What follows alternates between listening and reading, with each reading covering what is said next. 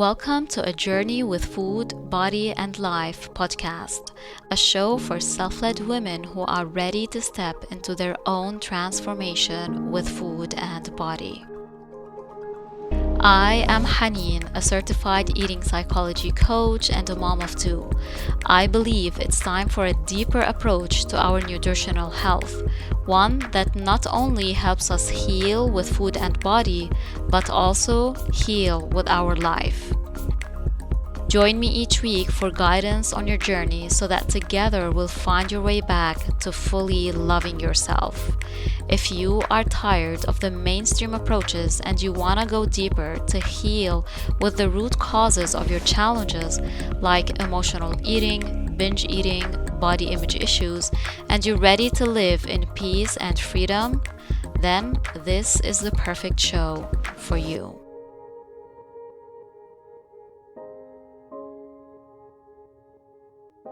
Hi there, and welcome to episode 11 of A Journey with Food, Body, and Life podcast.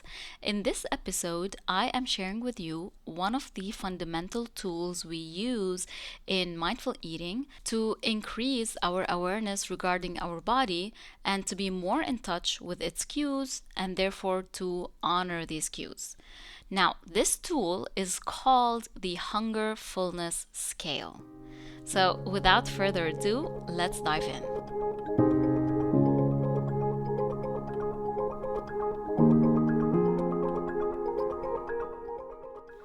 Alright, so the Hunger-Fullness Scale is a tool used in mindful eating and in intuitive eating practices to help you assist and gauge your level of hunger and fullness. It assists in developing a greater awareness of your body and its signals related to hunger and satiety. And when I say satiety, it's another word for the physical fullness we experience out of our eating experiences. So instead of relying on diet rules to decide how much to eat or when to eat, or to do the portion control or identify how many grams you want to eat from this food or whatever, you are actually relying on your body to get these answers or to answer the question, how much should I eat or when to eat, coming out of your body. And here's the thing, your body has all the answers. You don't need to force it or to look for answers outside of your body. It has all the answers. And for you to be able to connect with your body and to answer these questions or to determine how much to eat and when to eat, you need to be mindfully eating so that you are able to connect with your body, and then you are going to use this tool, the Hunger-Fullness Scale, to identify when to stop eating when you reach comfortable fullness and when to start eating when you reach comfortable hunger. Now, before I explain to you what the scale is and how to use it, it's very important for you to acknowledge that and to understand that this scale is not a new rule. It's not a rule. You don't need to follow it to the T. It's just that using this tool, you are going to understand your body on a deeper level, and that's all what we want.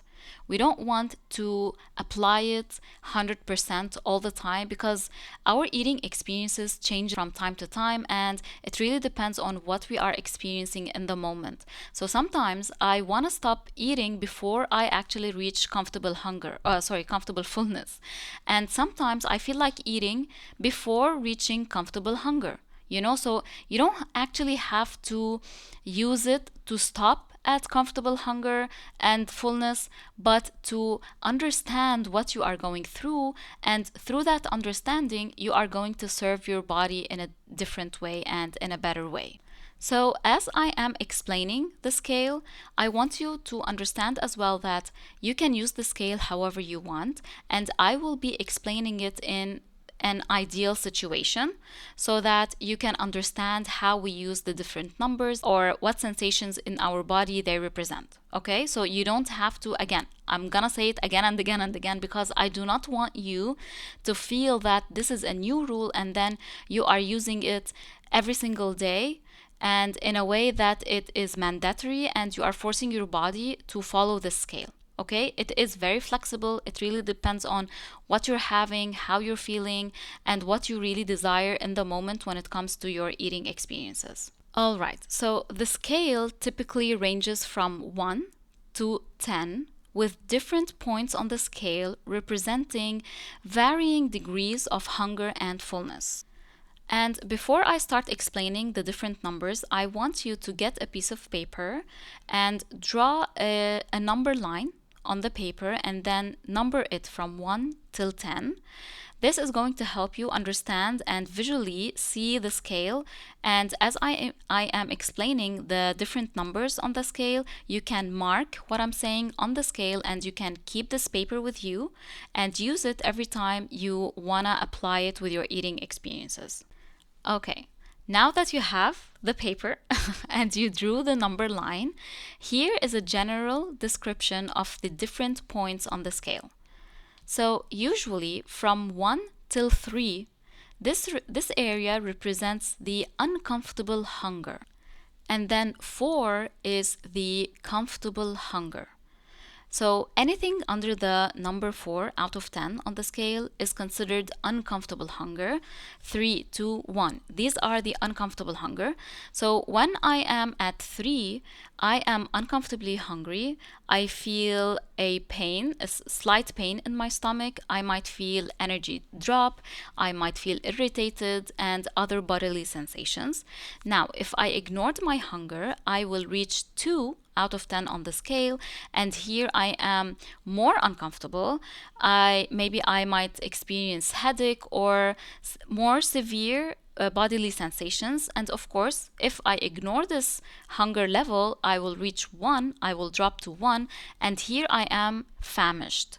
At this point, I feel extremely hungry, possibly to the point of being very uncomfortable, and I might experience lightheadedness, low energy, and I might experience lots and lots of cravings. Now, ideally, I do not want to reach this level of hunger, and I want to start eating when I am at 4 out of 10 hungry. That is the comfortable hunger. And here is how I can detect this comfortable hunger. I might feel growling in my stomach, but not in a painful way. I might feel like I'm thinking a lot about food and I am a bit distracted. I feel a slight drop in my energy, and it probably a couple of hours have passed since the last I ate, so maybe it's been 3 to 4 hours since my last meal. So here I am at comfortable hunger and I am ready to eat. And here's the thing, if I ignore this level of hunger, I will drop to 3 and then 2 and then 1.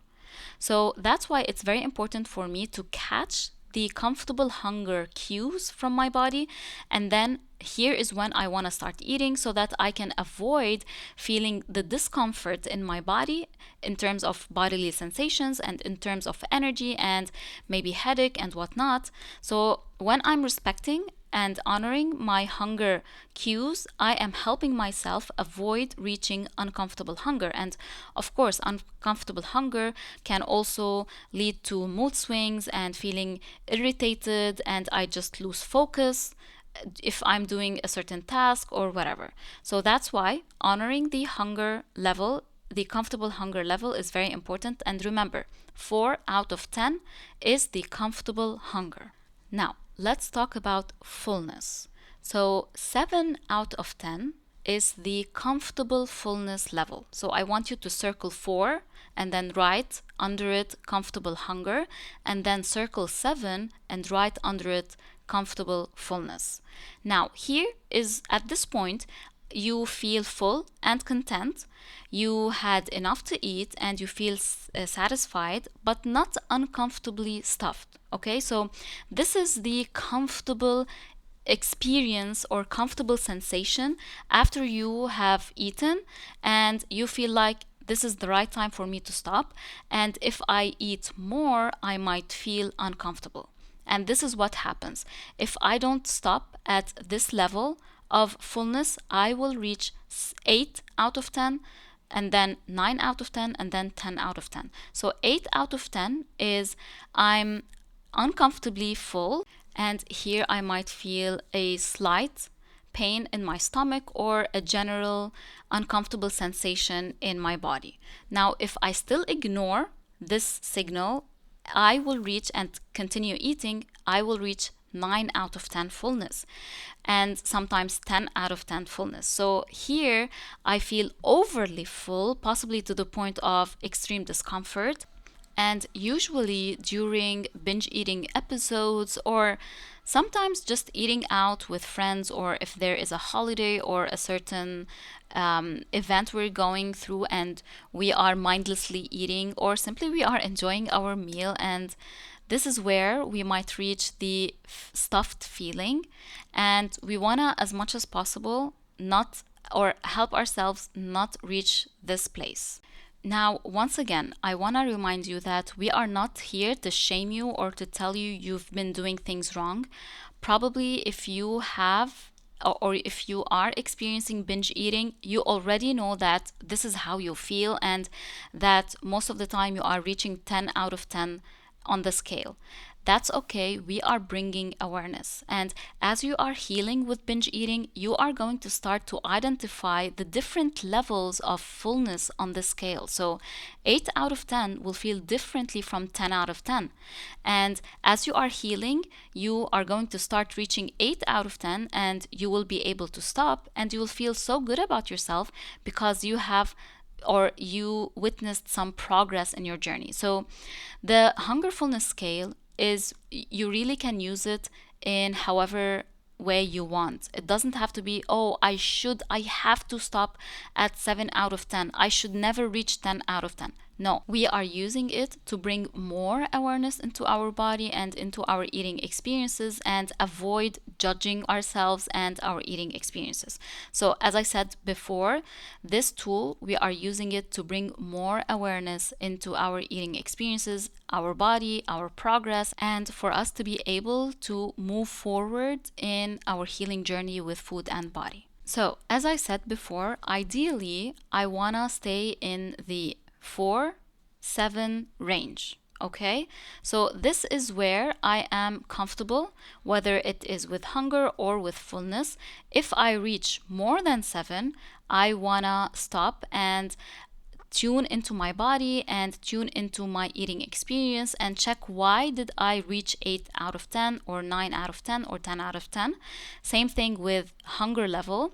So when I reach 3 out of 10 or 2 out of 10 or 1 out of 10, why did I reach this level of hunger? Maybe you might realize that you have been out of touch with your body and you might want to bring more awareness into your body during the day so that you would not miss on the hunger cues. And as for fullness cues, also, maybe you are mindlessly eating during your eating experiences and you did not catch the fullness, the comfortable fullness cues, and therefore you kept on eating, and then you reached the uncomfortable fullness, and there is where you stopped eating. So, as much as you can, bring more awareness into your body. Apply mindful eating so that you can stay in the range of 4 and 7. Now, this example is usually used with meals, and if we are eating snacks, this scale or using this scale might look different. So, for example, if I'm eating a snack, I'm not after fullness. I'm actually after satisfaction. Satisfaction is different than fullness. Satisfaction is the emotional satiety we get from our eating experiences. So you might not necessarily want to reach 7 out of 10 comfort if you are at 4 out of 10 hungry, you know? So if I'm 4 out of 10 hungry and then I eat a snack, if I want to reach 7 out of 10 fullness, I will eat a big quantity of snacks, and that's not what my body needs. My body doesn't need fullness from these snacks, it just needs satisfaction out of these snacks. So, as you can see, this scale can be used with different eating experiences depending on what we are going through and the aim out of eating or choosing to eat this food. If you are interested to learn more about the Hunger-Fullness Scale and see how it is implemented in different scenarios, there is a whole module in the mindful eating program on the Hunger-Fullness Scale. So if you want to purchase the program, you can DM me at hanin.eatingpsychology on Instagram. That's HANIN.eatingpsychology. I share with you all the information you want on the program, and then you can purchase it and start working with it. So, the last thing I want to say is that this scale is a man made scale. So, these numbers, they don't actually exist in our body. It's just we put it so that we are more familiar with the cues of our body, and then we understand it in a better way, and then we are able to serve it in a better way. So, as you are progressing with the scale, you will reach a place where you do not need to use the numbers anymore. You just rely on how you feel in your body. So the numbers are there to make the link between hunger and fullness, the concepts of hunger and fullness, and your body's signals. So eventually, instead of using the scale, you are going to fully rely on your body's signals and the sensations of your body regarding hunger and fullness. All right, you guys, that's it for today. I wish you a blessed journey with your food and body. Thank you so much for tuning in, and I will see you next week.